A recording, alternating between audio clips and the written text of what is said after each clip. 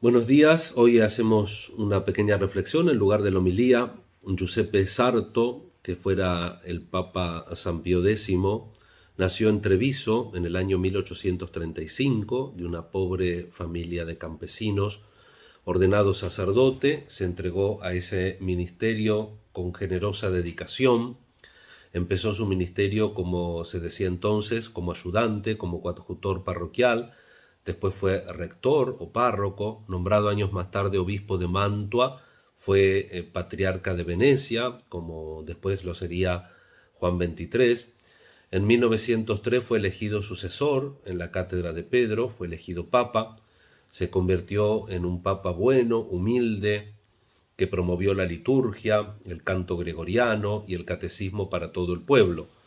Condenó los errores del modernismo con firmeza. Se le llama el Papa de la Eucaristía porque adelantó la comunión frecuente y avanzó a la edad del uso de razón, a los 7 años, para la administración a los niños de la primera comunión, con tal de que sepan bien la diferencia entre el pan común del pan eucarístico. Murió el 20 de agosto de 1914, víspera de la Primera Guerra Mundial, que había procurado evitar. Se dice que murió de tristeza por la guerra que estaba a punto de empezar. El lema de su pontificado fue Instaurare omnia in Cristo, restaurar todo en Cristo. Era extraordinariamente caritativo, ayudó a los religiosos y damnificados por los terremotos de Mesina y creó para los pobres, como en nuestros días el Papa Francisco, un hospicio cerca de Santa Marta en la Ciudad del Vaticano.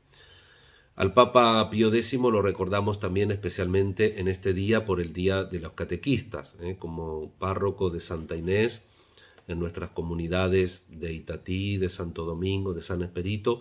Quiero agradecerle la tarea de la catequesis, tarea que es importante. Recordemos que en los Hechos de los Apóstoles y en los primeros siglos de la Iglesia primitiva, los catequistas tenían una función prácticamente jerárquica en la Iglesia, que nosotros también tenemos que valorar y agradecer, la transmisión de la palabra, el don de la palabra que tiene que ser testimoniada, que tiene que ser propuesta una y otra vez.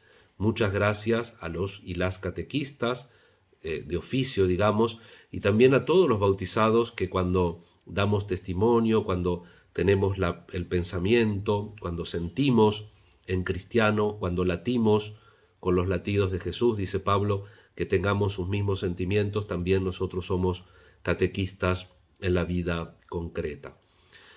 La palabra de la misa de la mañana del sábado, que es de la feria, termina con ese breve pasado de Ruth, esta mujer moabita que fue a vivir como una hebrea con Noemí, con su suegra, y que fue un testimonio para el pueblo de Dios, que está en la genealogía de Jesús, Ruth en la descendencia de David.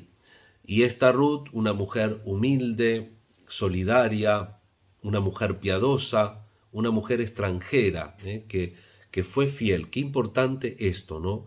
La sencillez. Sabemos lo importante que era para el pueblo de Dios la identificación con su nación.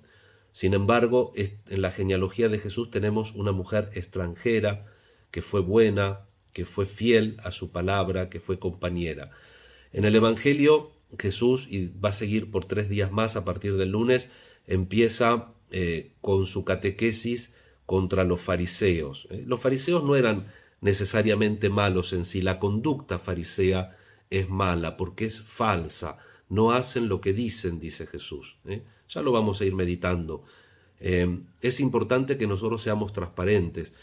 Tenemos que, como los fariseos, querer hacer las cosas bien, pero sobre todo tenemos que ser buenos, tenemos que tratar siempre de dar ese testimonio, de hacer la diferencia, porque la palabra de Dios tocó mi corazón y tocó mi vida, y entonces tengo una relación real con Él, amar a Dios sobre todas las cosas, decíamos ayer, y una relación real con el prójimo, tocar, como dice Papa Francisco, la necesidad del otro. Quiero felicitar y sentirme unido en la oración con todos los y las catequistas que colaboran en nuestra iglesia para la difusión y para el testimonio de la palabra.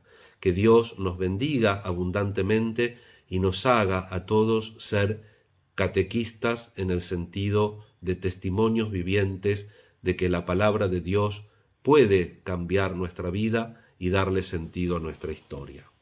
Bendecida jornada.